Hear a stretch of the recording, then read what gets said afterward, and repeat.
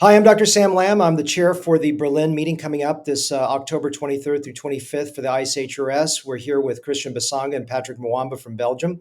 And what we're going to be talking about today is Afro Hair. They're going to be part of what's called the Masterclass. This Masterclass is the first time for the ISHRS. It is a very deep, granular dive into a specific subject, and we've got two every day you can choose from for the 3 days. So on Afro hair, this is a very difficult subject, and I think it's worth an hour investigation into this. And so what these two gentlemen have done is they've really divided up sort of how they're going to approach it, so there's very little redundancy. But probably the hardest thing of Afro hair is the harvesting. So we're going to focus a little bit on some pearls from this. Christian, do you have any? I assume no conflict of interest, but can you tell me what device you like to use? Some basic pearls of how you harvest Afro hair compared to other types of hair. Oh, me, I don't have any conflict of interest. The device that I use the most for Afro hair is the Zeus Okay. device, and the what I like about the device is the way that the whole punch is shaped, so it can encompass the curvature of the follicle easily by keeping punch aligned roughly at 90, 80 to 90 degrees. And so that really allow, even for those who have a very C shape with follicles type, to be able to harvest the hair without really doing a deeper scoring of the epidermis. How does the device work to go into a curved hair? Can you describe that basically? The device doesn't go to the curved hair. What it does, it has a oscillation and a rotation mode. So the rotation mode almost stop and slow down once the resistance of the epidermis is passed. So Mhm. then the device just start oscillating, so it doesn't cut. And there are different settings where you can use wide oscillations and all that, that can basically uh, just shake, and so you can pull the follicle without transecting it.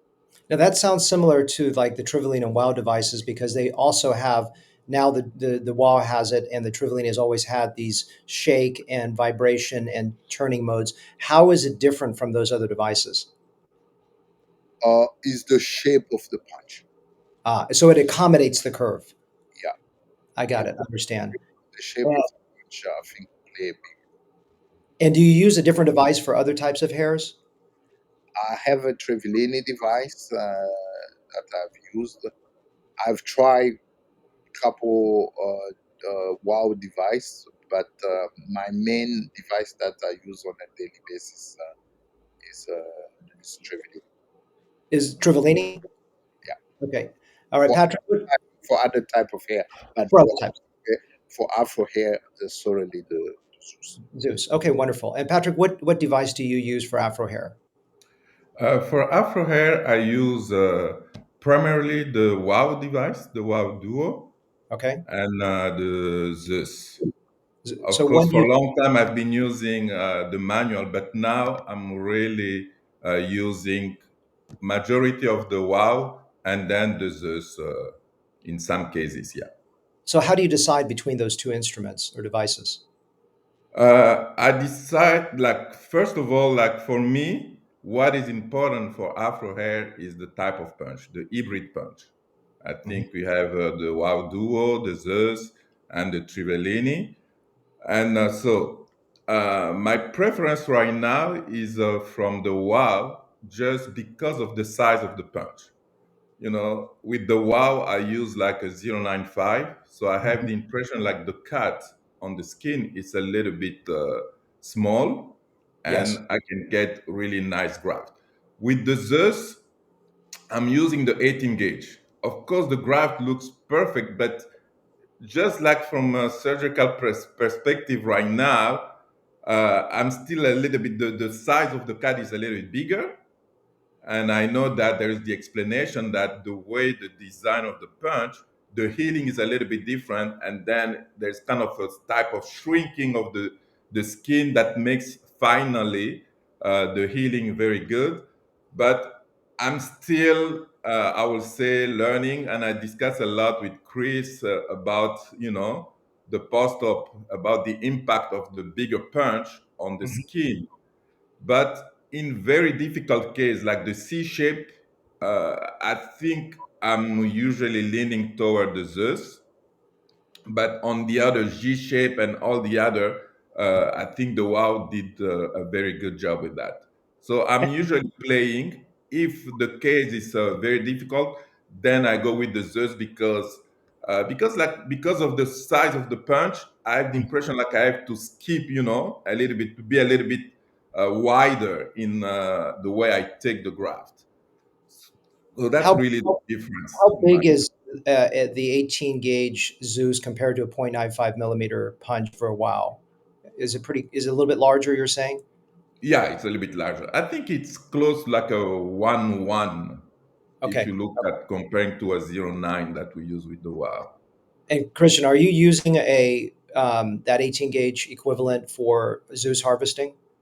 I use 19 and 18 gauge, depending on the size of the follicle. If someone have mainly two hairs, then there is no need to go get the 18 gauge.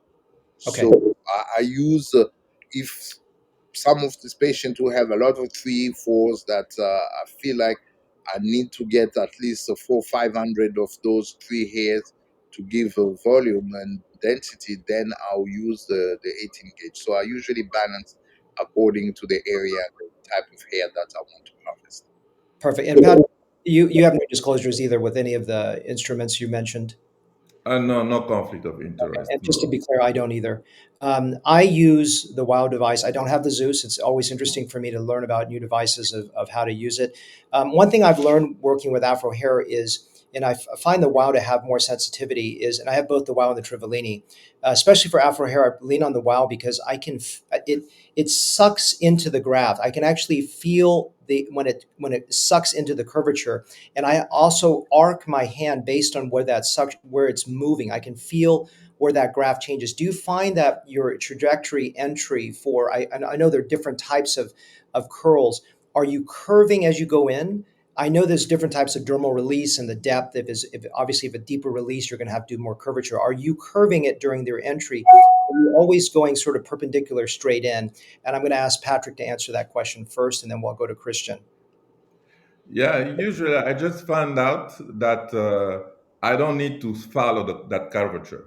Okay. So when I was using manual, just because even in my presentation, I will show because I moved from manual to today hybrid punch.